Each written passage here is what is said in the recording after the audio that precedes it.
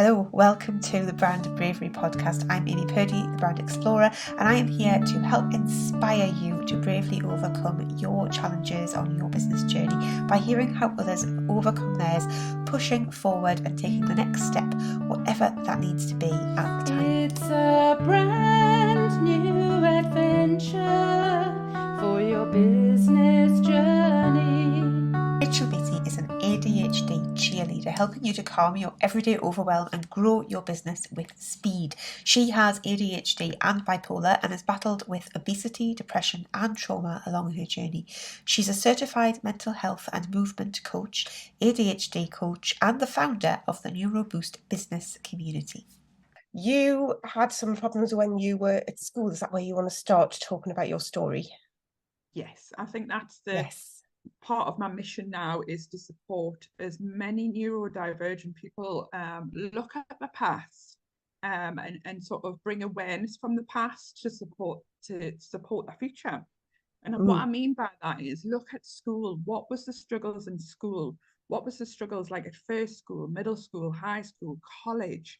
And think of the things that you were probably looked upon that was, or frowned upon, that was a bit odd, or it was a bit, you were classed as sort of uneducated, or you were in the bottom set and actually you didn't feel like you deserved to be in that bottom set. So my struggles when I started out in school were that I didn't want to go to school.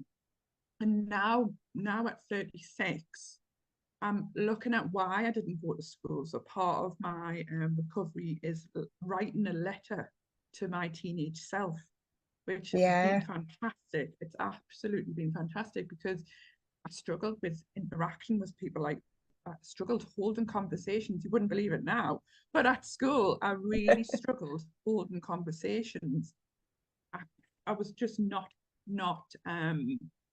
engaged enough at school. I didn't understand what they were trying to tell me. That the type of learning didn't connect with my brain. And that's the power we have now, is that we've got a voice to say, actually, my brain needs this style of learning. And even then, that might change over the years. So it's the power of having the voice now to ask for help. But back in the day when I was little, I just thought I was really odd. I just thought I didn't fit in, that I was thick and stupid, and all those negative words that I now believe to think, actually, that's barriers to my learning.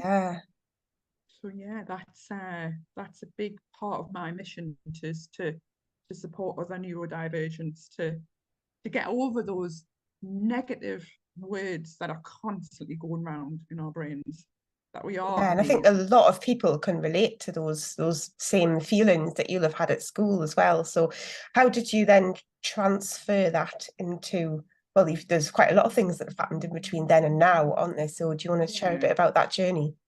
Yeah, definitely.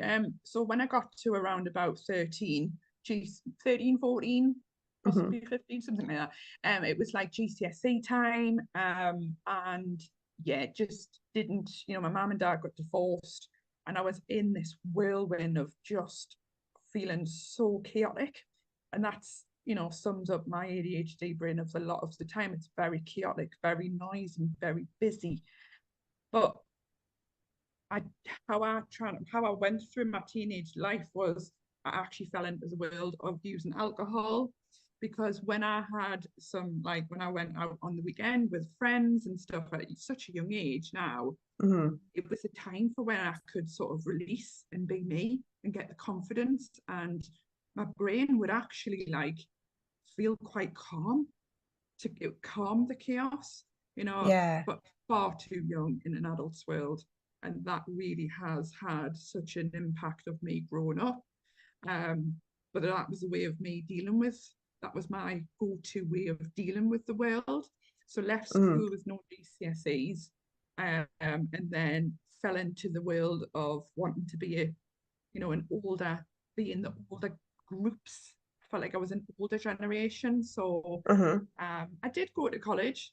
I did get like my GMVQ, ICT, and I really stuck in with the college work because I felt like my brain was accepted more. But then on, it's been just chaotic until I was diagnosed, around about 35.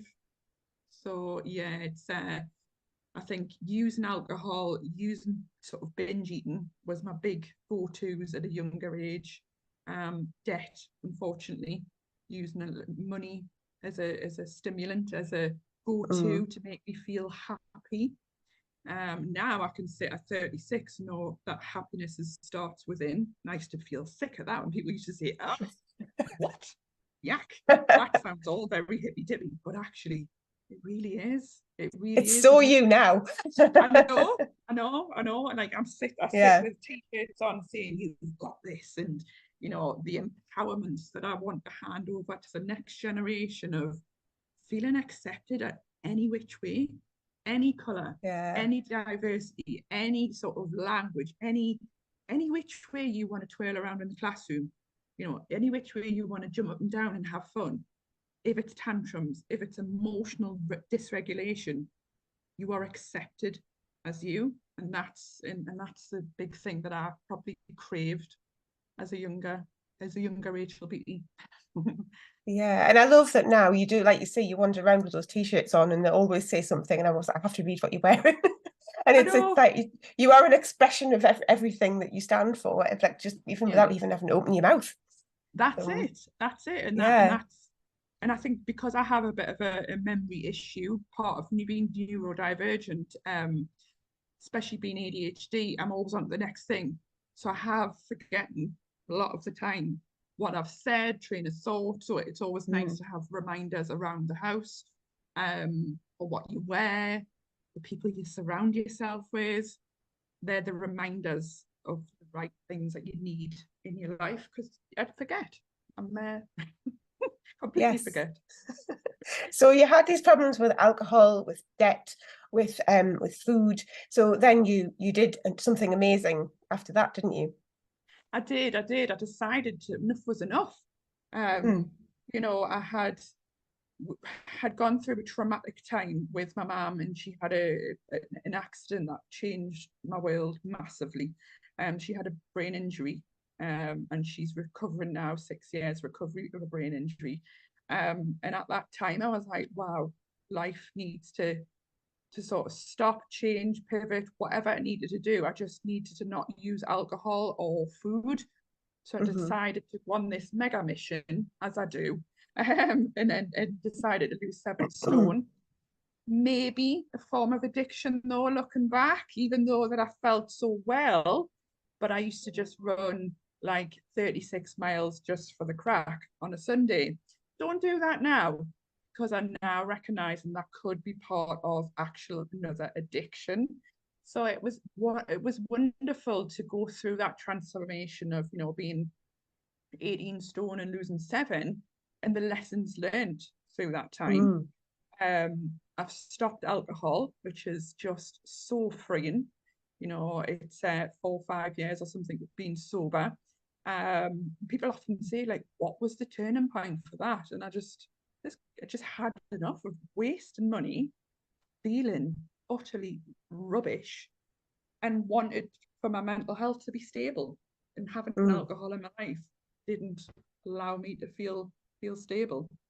So yeah, it's 6 years on from the accident. I'm proud to say that my mum is, after being her full-time carer, she no longer needs me as a full-time carer, and that was another transition to go from being Absolutely. this purpose of being this head injury support, supporting her to walk, talk, eat, be independent in the community, to then go, actually, I'm no longer needed. So this brought me along the way of lots of different businesses, most recently to obviously meeting you. And I think Yeah. that's Hooray. been great. It's been lush. The wonders that we've had together in the woods, because I think we've got massive in there, haven't we, for being outside nature with Yeah, absolutely.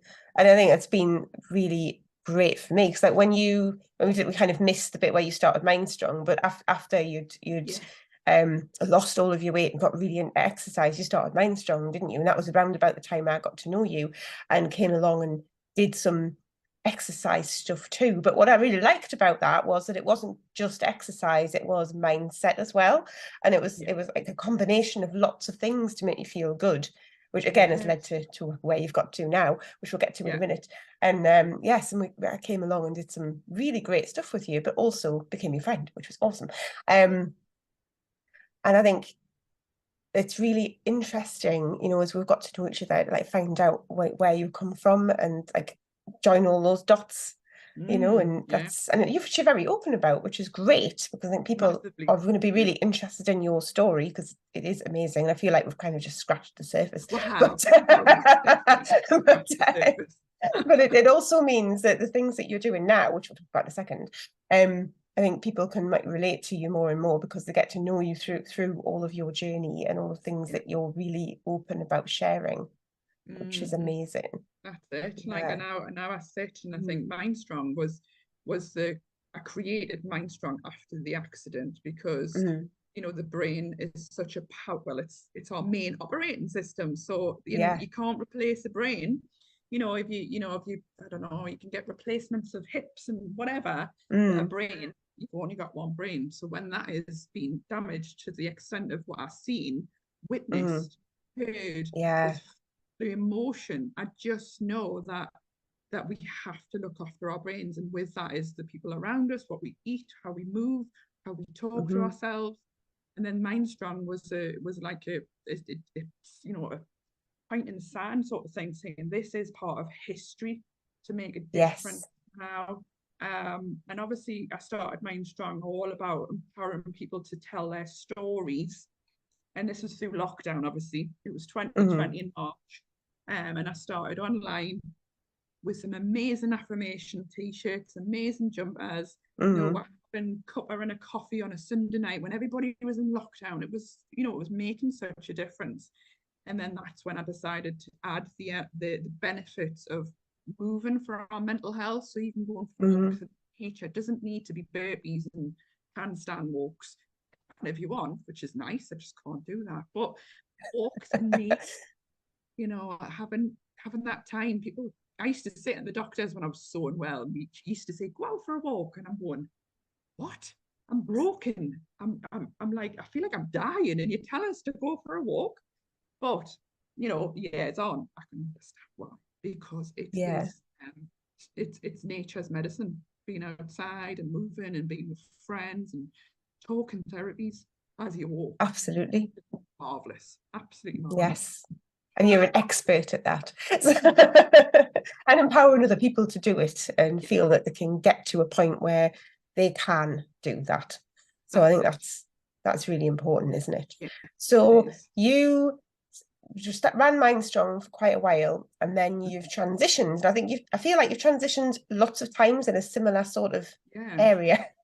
And I think one of the things that's really amazing about you is that you make really fast decisions, and you take really positive, strong action on those decisions and make things happen. And I think you've sort of done that and tweaked until you've got to where you are now, and now you've got this like amazing thing going on.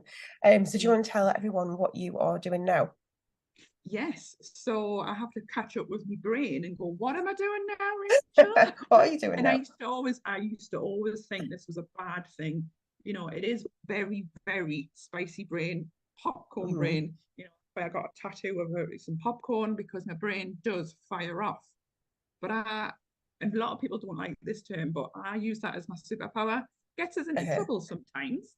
Like, as in, like, I might have launched another business, like I haven't even finished the last one, but now I feel like, you know, I've been coaching for 15 years, I've been investing in me, I've been in the business, on the business, you know, being that coach. But now I'm so excited, and I've always had this sort of mission to empower and educate others. So now I'm handing down my skills as a business owner, as a coach, as a mentor to other people, so then they can become mentors, they can become more empowered about the neurodivergent brain. I'm literally just going to like brain dump everything out, and the business now is Neuro Boost. So it's absolutely glorious, and I'm focusing on working with neurodivergent business owners to protect their mental health, understand their neurological, ways in life, to access the proper support that they deserve. Yeah. We deserve this support. And then one of my popcorn ideas was to go into schools, because obviously that's what I did with Mind Strong, but go into schools and empower children on how to become entrepreneurs. Like, how amazing. Yeah. And that with that would learn like things like about money, would think about things like how digital, how to move your body, and how to release the happy hormone. So there's so much goodness from this, because I knew I couldn't be an island. I couldn't be everything to everyone. So I thought, right, how could I like split myself off and become and have neuro mentors? So yeah, it's just unbelievable where my life has got to after a darkness. And you can Yes, probably you've really turned that round, haven't you? From being really, because you have been in very low places to being in this place now where things are much brighter, and you're able to help all these people and feel great at the same time. I think you need to help people to feel good, don't you? This is It's like it's part of Rachael. That's it. Because a lot of people, I used to sit there when I was so unwell, and I used to see people being so positive and bright, and I used to get really irritated by that. And I'm sure people might be listening thinking, oh, dear me, that's irritating me. But it only irritates us because you want change. If it irritates you, there's something you want to change in your world.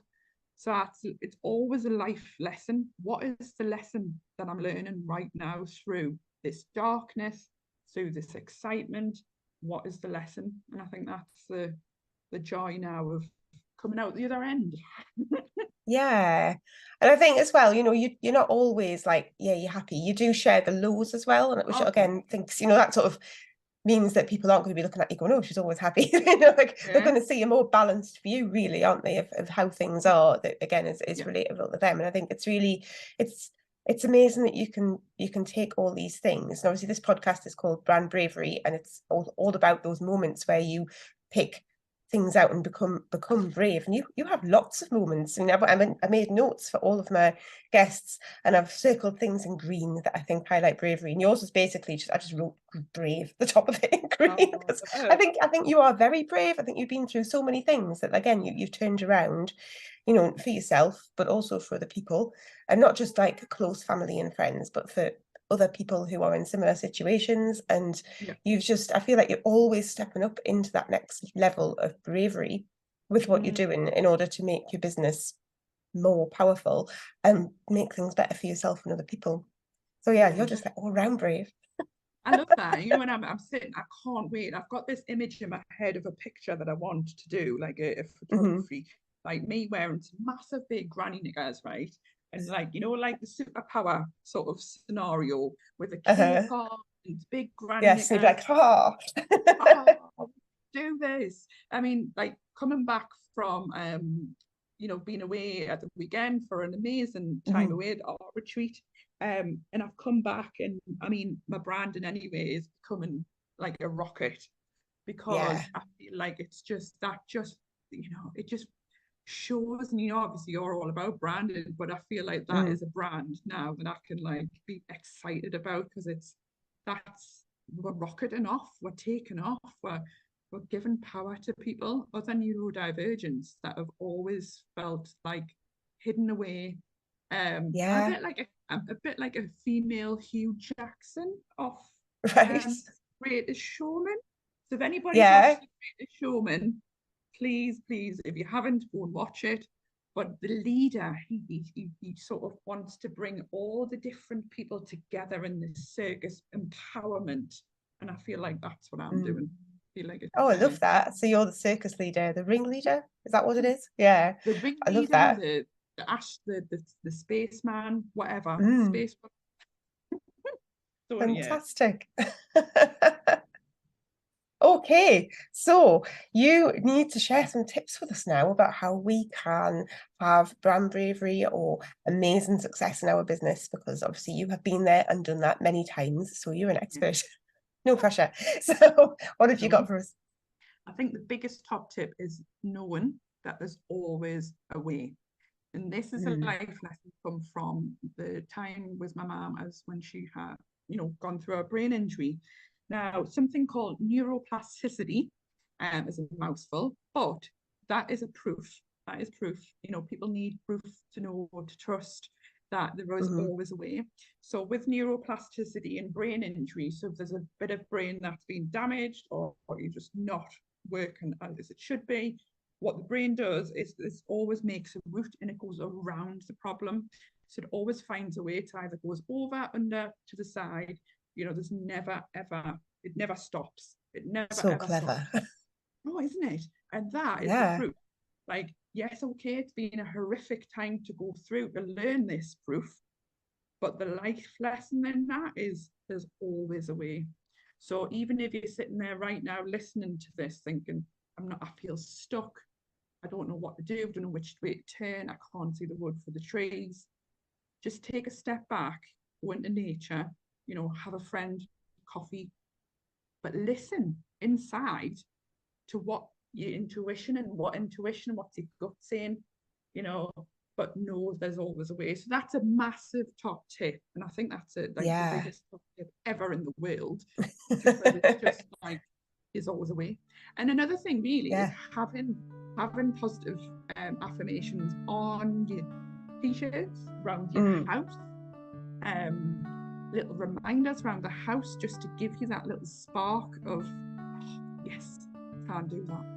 And then I love that. Keep moving around the house, because then your body and your brain doesn't get used to, and you know, you get blinded sometimes when you've got the same picture in the same place. You sort of ignore it, don't you? So it's good to move these positive affirmations around your house and get the kids involved, making their own affirmations as well. Even the husbands, but mine's quite reluctant to that heavy stuff. So that's what. But he'll see it everywhere. This is it. Subconsciously, it's going in his brain. Yes. Do you think that's enough top tips? Because they were a big one. I think that's fantastic. Absolutely fantastic. So I will be putting links to all of the places in the show notes. But if people are listening to this and they're not going to move on to the next podcast straight away and not hear it, where's the best place for them to go and find out more about you and about what you offer? Just type in Rachael Beattie into Facebook, and then boom, there'll be loads of magic happen. So I've got like main Facebook page is probably the biggest. I love people coming in to connect on there with this. I'm talking dogs, I'm talking kids, I'm talking granny niggers, I'm talking whatever, tattoos, a lot. It's great fun. But I'm also giving lots of value about neurodivergent brains and how you can access support as well. Yeah, wonderful. Thank you so much, Rachael. This has been brilliant. Thank you, Amy.